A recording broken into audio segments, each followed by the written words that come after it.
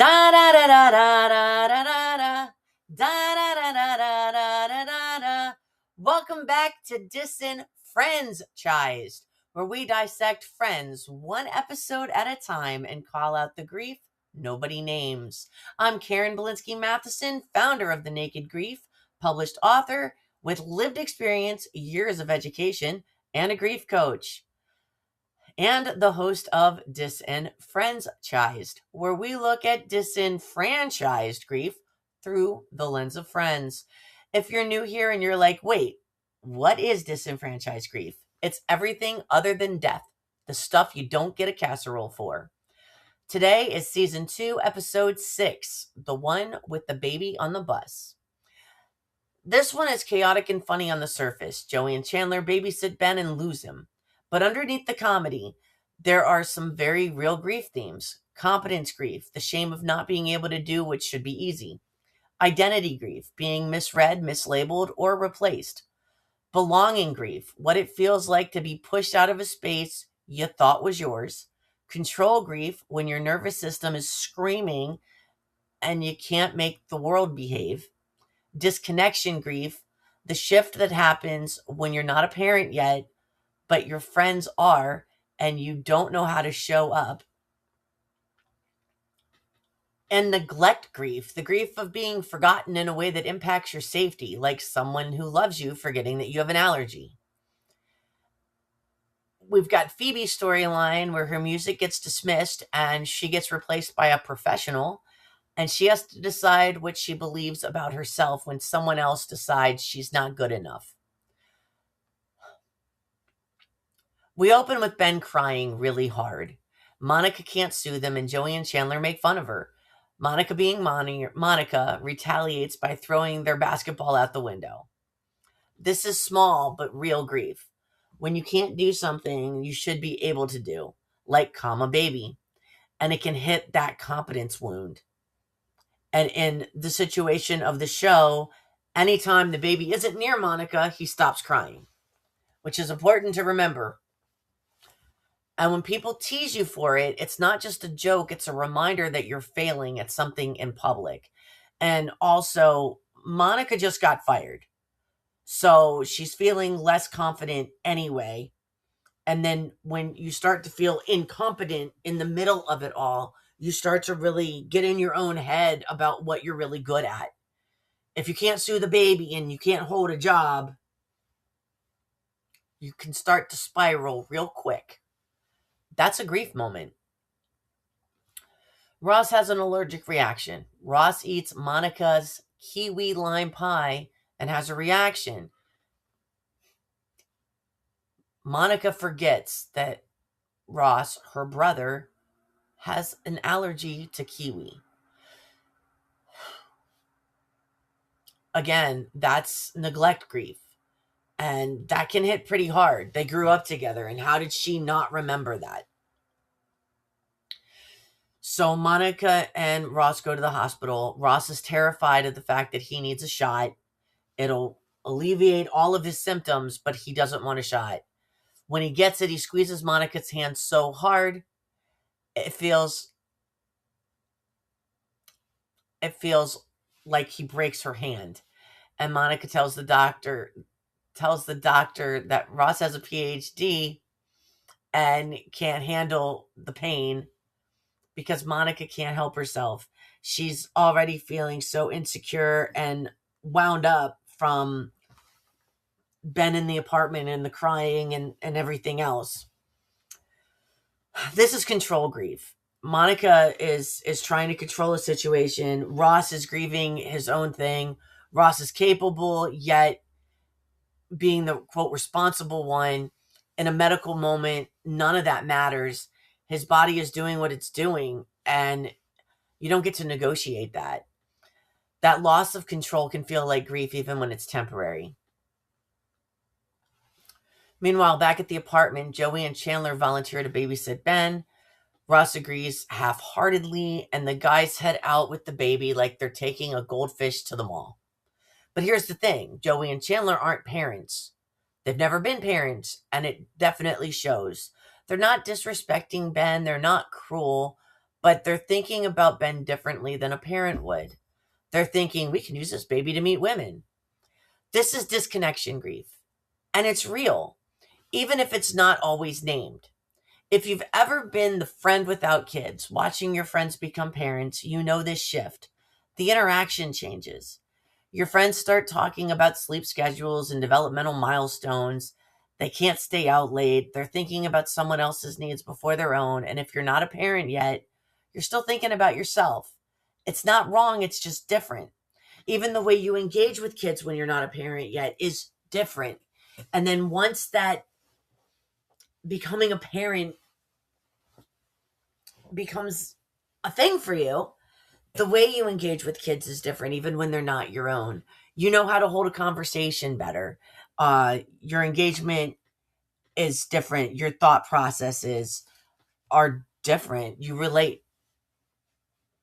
And that's the difference that can feel like a loss of the friendship that it was when that disconnect between the parent friends and the non-parent friends come together. The way you show up together changes.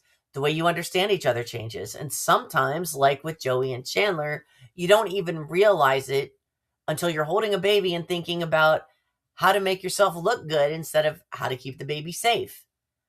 That's the disconnection. So Joey and Chandler are out with Ben, and a beautiful woman notices them. She assumes that they're a couple, and the guys don't correct her because they like the attention. This is identity grief in a comedic wrapper. Being misread can be neutral, funny, or even flattering. But for a lot of people, being mislabeled, especially repeatedly, can feel like a loss.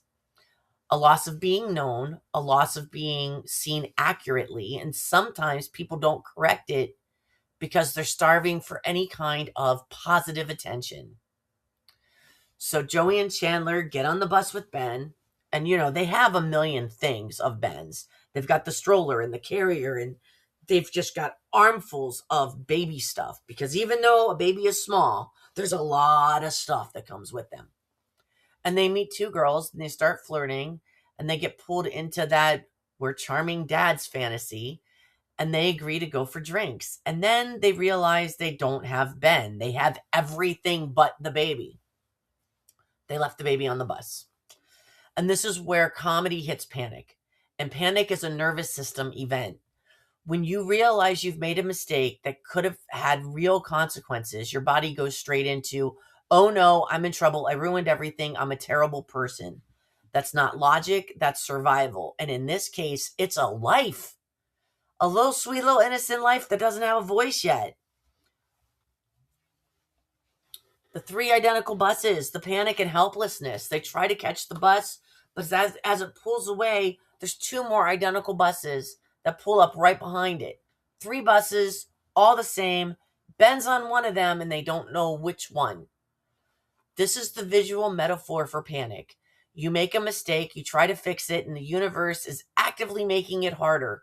That's not just funny, that's a nervous system spiral.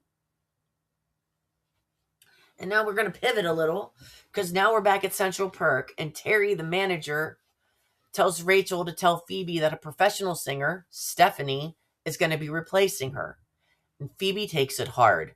Rachel tries to advocate for Phoebe, asking Terry to let Phoebe perform after Stephanie for free. Terry reluctantly agrees, but Phoebe refuses. She won't perform for free, not after being told she's not good enough, and not knowing knowing well that her replacement is getting paid.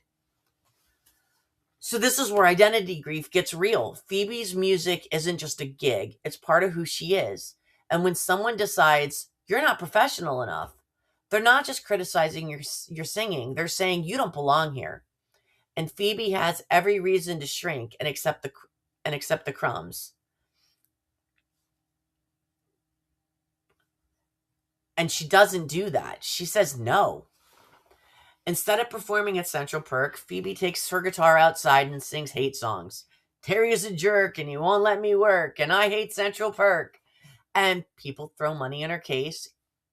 Even when she's singing angry, even when she's singing for free, people want to hear her. And Rachel watches from inside, and it breaks her heart. This is the grief of watching someone you love get pushed out and having to decide, do I shrink with them or do I stay in witness? Rachel stays in witness, and that matters. While Phoebe is singing outside, a stranger walks up and asks if she's seen a condom that he accidentally dropped in her guitar case. It's absurd. It's humiliating. It's also in the context of Phoebe's day. Just one more thing. Sometimes grief isn't one big thing. It's 1,000 small indignities stacked on top of each other. Being replaced, refusing to perform for free, singing outside, and then a stranger asking about a condom in her guitar case and taking it back. I think somebody else even dropped $1 in to make change for the bus. That's the day. And then we go back to Joey and Chandler and the human services baby mix-up. Joey and Chandler finally track Ben down at the Department of Human Services. But there's a problem. There are 2 identical babies, and they have to choose and figure out which one's Ben. Joey tries to remember details. Ducks or clowns? Is there a mole on Ben's face? Is there not? Nothing is certain, so they flip a coin, and they get lucky. They pick the right baby. This is control grief in its purest form. You made a mistake, you're trying to fix it, and the only way to fix it is to guess. There's no skill, there's no expertise, there's no way to know, just luck. And when Ben starts crying again in Monica's hands, that's when they know they made the right choice. Because his crying is the thing that makes him recognizable. But when you make those guesses, it comes with consequences. As in this episode. When they get Ben back to the apartment, Ross goes to change his diaper, and there's a stamp on Ben's butt, property of human services. Chandler holds Ross off with a slice of kiwi lime pie when he yells, "Run, Joey, run!" This is where shame and comedy collide. Ben's been marked, labeled, processed, identified as a mistake that 2 friends who took responsibility for another living being made an oops. A pretty big one. And the guys are running from the consequences. But they're also in that absurd moment, still together, still trying and still showing up. And at the end of the episode at Central Perk, Phoebe teaches Stephanie, the professional who replaced her, the chords to Smelly Cat. It's the debut of the song that becomes iconic. And Phoebe is teaching it to the person who took her job. This is a quiet moment of grace. Phoebe could be bitter. She could refuse. Instead, she shares her music. She teaches, she passes it on, and in doing that, she reclaims some of her power. The song becomes bigger than the gig, bigger than Central Perk, bigger than Terry. It becomes Phoebe's. In fact, it becomes so iconic that Lisa Kudrow came onto the stage at a Taylor Swift concert as Phoebe and performed Smelly Cat. That's pretty cool. So here's what I want you to know about this episode. Grief shows up in moments of incompetence, replacement, loss of control, and disconnection. And this episode has all of those things. Joey and Chandler lose a baby and have to sit with the panic of not knowing if they can fix it.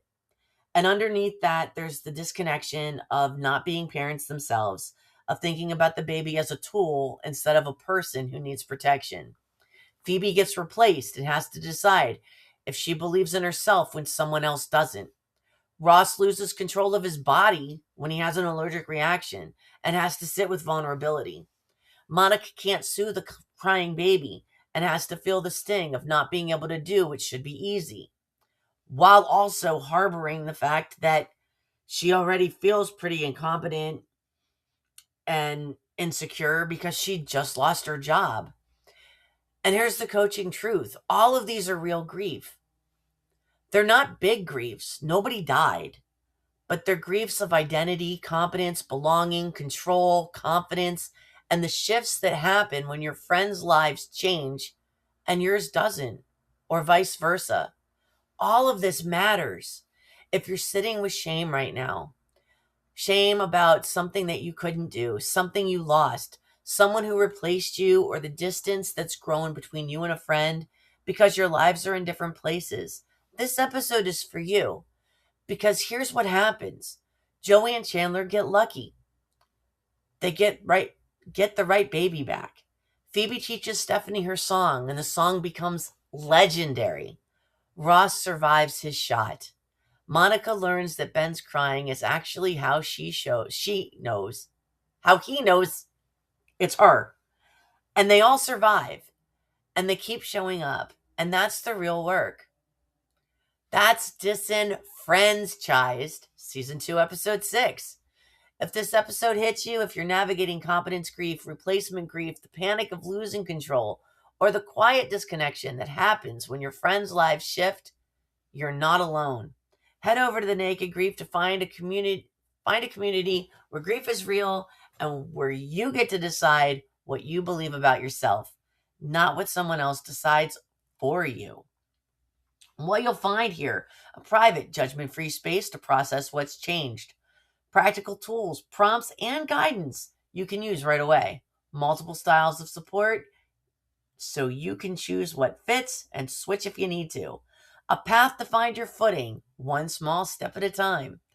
If you're not ready for therapy or coaching yet, but you know you need something, you're in the right place. Learn more and explore at TheNakedGrief.com. I'm Karen Bulinski Mathison, and I'll see you in the next episode. Thanks for being here. Da da da da da da da da da da da da da da da da.